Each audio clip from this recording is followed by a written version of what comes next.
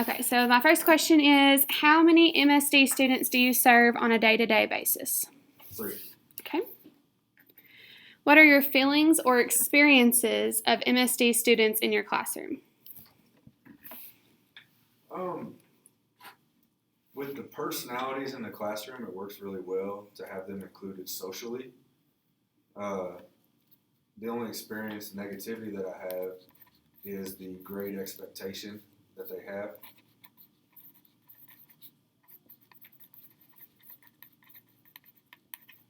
Okay. How would you feel if the MSD students were not accompanied by a paraprofessional or peer tutor? That would definitely make it way more difficult if they weren't in there with us. The peer tutors have really helped out a lot. Just staying on top of it, letting them hear from somebody socially their own age, so it's more accepted. And the instructional assistants have been really helpful in making sure that we are monitoring and maintaining the accommodations that they're supposed to get. Awesome. How do you plan for students with MSD to be in your classroom? My biggest thing is just to treat them as equal, to have fun with them, to make them feel included all along the whole time that they're in there with us.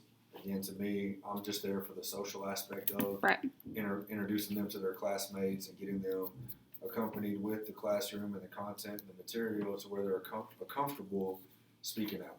I mean, I do teach the content knowledge to them, but I don't feel like they're going to retain it. Right. That's not their focus for being in there. Gotcha. Do you feel qualified to teach students with disabilities in your classroom? Yes.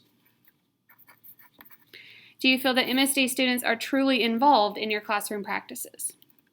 Yeah, absolutely. They're in every group that we have. We've done some activities where we've included them with other students, and we've done some activities where the 3 of them have worked together, just depending on the situation and how much guidance is going to be needed in the material. Perfect. How do you involve them? So you kind of already said that, but grouping and those kinds of things. We change seats all the time in here. There's 3 seats to a table, and that way you work with your group to get the material and get it done. So you have to help each other. And some of the students in here are peer tutors for other hours as well. Gotcha. And they do really good and already have a relationship with the students, so they kind of want them next to them anyway. So they definitely feel included as being part of our group. That's awesome. How could you better support the paraprofessional and peer tutors in your classroom?